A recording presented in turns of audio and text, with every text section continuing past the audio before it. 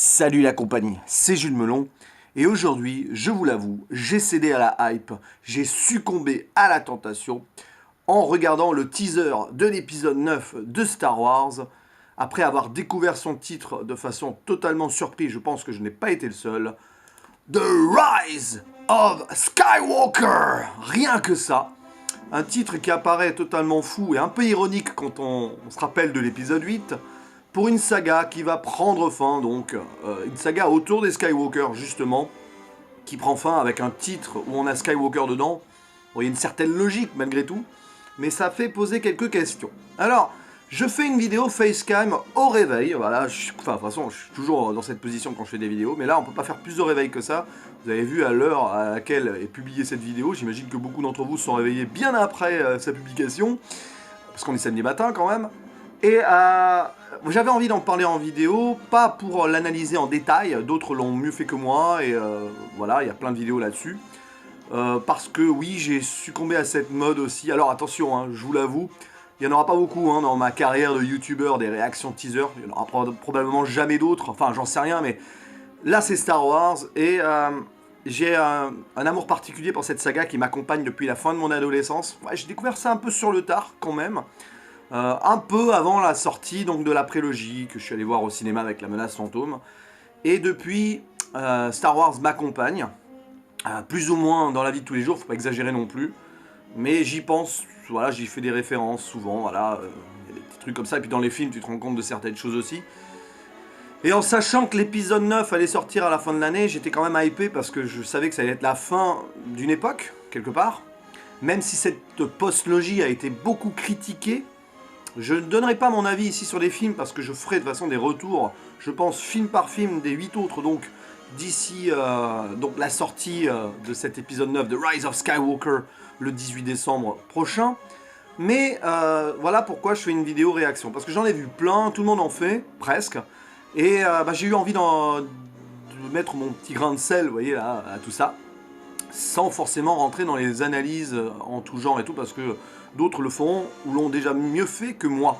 Alors ce teaser, en fait, je vais faire une réaction, mais je vais surtout parler de mon attente et de mes petites théories peut-être. Hein. On va peut-être s'amuser comme ça aussi. Alors, c'est intéressant parce que moi, ce que j'ai retenu de ce teaser, c'est la fin avant tout. Avec ce rire de l'empereur Palpatine.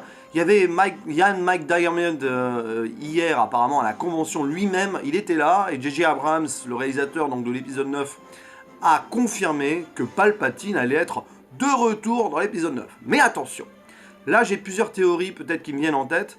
Ne vous attendez pas à voilà, forcément revoir l'empereur Palpatine déambuler « I'm back !» Enfin voilà, des trucs comme ça. Et bref, voilà. Peut-être va-t-il revenir en flashback, souvenir d'une manière ou d'une autre.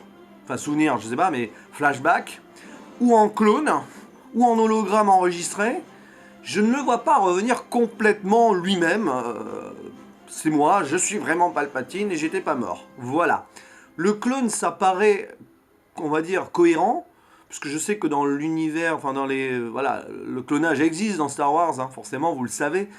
Dans la prélogie, on en a eu quelques exemples, hein, avec l'armée des Stormtroopers.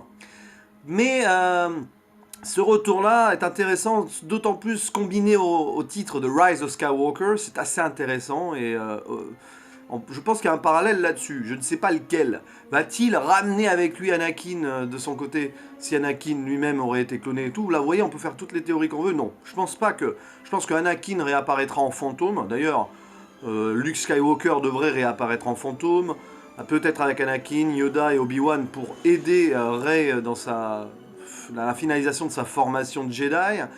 Mais ce retour de Palpatine, quel qu'il soit, pose pas mal de questions, et j'ai déjà vu des théories popper ici et là, comme quoi, oh ben Rey, en fait, ce serait peut-être, je ne sais pas, la descendante de Palpatine, ou pourquoi pas un clone de Palpatine elle-même en fille, mais ça paraît compliqué, parce que quand tu fais un clone, normalement, le clone garde le sexe de l'original, de l'originel. Donc je pense pas. Descendante de Palpatine, pourquoi pas, mais on n'a aucune info sur la vie personnelle de Palpatine. Quand il était sénateur dans la prélogie, est-ce qu'il mentionne sa femme ou des enfants? à mon... Voilà, je n'en ai aucun souvenir en tout cas, et ça serait un petit peu tiré par les cheveux peut-être de ressortir ça comme ça. Donc, ou alors Palpatine aurait créé Rey avec les midi-chloriens tels que Anakin aurait été créé. Mais là, ça serait redite, donc je pense pas que ça soit très intéressant comme piste à aborder. Ensuite, et si Rey était donc un clone, mais pas de Palpatine, donc de Anakin, de Luke Skywalker, j'en sais rien. Je vous avoue que là-dessus, ça sera intéressant à voir. Mais attention, et c'est pour ça aussi que je voulais faire cette vidéo. Je trouve qu'il y a beaucoup d'analyses et de théories, ce qui est bien. Moi aussi, j'adore ça, la preuve. Mais ce n'est qu'un teaser qu'on a vu hier.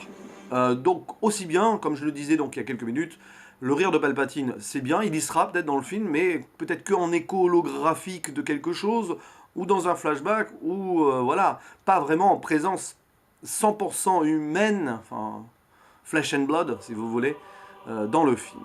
Et puis, bah, le teaser fait poser pas mal de questions aussi autour de Kylo Ren, qui visiblement gagne en charisme. Bon, en même temps, Adam Driver, depuis le 7, a enchaîné de très bons films, et c'est un acteur qui monte, clairement, ces 5-6 dernières années, avec des rôles très intéressants. Je pense que si on lui donne les moyens de s'exprimer dans le rôle de Kylo Ren, et qu'on fait évoluer le personnage de Kylo Ren dans le bon sens, on pourra avoir un très beau final avec lui. Peut-être, moi ma théorie sur Kylo Ren, c'est qu'il va repasser du bon côté d'une manière ou d'une autre, pour aider Rey, ou peut-être Rey va passer du mauvais côté et l'affronter, mais ça m'étonnerait, je pense pas. Rey, c'est vraiment l'héroïne archétype actuelle, mode Disney, gentille, fille, girl power. Je la vois pas faire un heel turn, comme on dit, enfin, une sorte de passage du côté obscur. Je n'y crois pas du tout. Par contre, Kylo Ren qui pourrait aider Rey sur un retour improbable de Palpatine et de nouvelles menaces obscures, pourquoi pas. Moi, j'aimerais bien que ce personnage termine du bon côté, d'une manière ou d'une autre, ou ça serait probablement sous forme de sacrifice. Voilà. Et donc Kylo Ren à suivre, et enfin peut-être pas enfin, il y a aussi ces débris d'étoiles noires à la fin du teaser. Alors je ne sais pas trop, est-ce que c'est l'étoile noire donc de la bataille d'Endor, ou je ne sais pas. Il y a plein de trucs là-dessus, je préfère pas m'exprimer en détail là-dessus, parce qu'on va probablement être surpris, je pense aussi. Quelle étoile noire? Parce qu'il y a eu plusieurs versions de l'étoile noire. Et il y a Lando Calrissian qui revient, mais ça on le savait déjà. Je pense qu'il va pas faire long feu, qu'il va y passer comme Anne ou Luke dans les épisodes précédents. Quid de l'apparition de la princesse Leia, qu'on voit embrasser, étreindre Rey, mais ça, il me semble que c'est une scène qui avait déjà été montrée dans le 7. Enfin, j'ai un doute. Et vous savez que Carrie Fisher nous a quittés bien avant le tournage du 9. Alors certes, il peut y avoir des rushs gardés ici à droite à gauche et remontés pour l'occasion, mais quel va être le rôle de Leia? Et si c'était The Rise of Skywalker, et si c'était un hommage à Leia, et si c'était centré sur Leia par rapport à quelque chose de particulier? À voir. En tout cas, je pense que la princesse Leia va avoir pas mal d'importance, bizarrement, dans cet épisode final. Mais bon. Et puis, la dernière chose que j'ai à dire, bah c'est tout, je crois. Ah oui, si, mais bien sûr que si, c'est ça. La phrase d'accroche, « No one's ever really die ». Personne ne meurt jamais vraiment. Alors, ça c'est facile à comprendre, parce qu'à travers la Force, même les morts, anciens Jedi et tout, ne meurent pas vraiment. Et ça, on l'a déjà vu dans Star Wars, avec le fantôme d'Obi-Wan. Oui, enfin si, fantôme de Yoda surtout, qui va aider Skywalker, machin. Donc là, on peut s'attendre à un retour de tous les Jedi qu'on a pu voir, enfin les Jedi importants qu'on a pu voir dans la saga jusque-là. Je pense que du Ewan McGregor, peut-être même du Liam Neeson s'il est libre et tout, vont être castés pour apparaître en fantôme. Yoda évidemment, et et bien sûr Hayden Christensen pour Anakin Skywalker. Ça paraît probable, ça avait presque été plus ou moins annoncé pour certains, donc à suivre.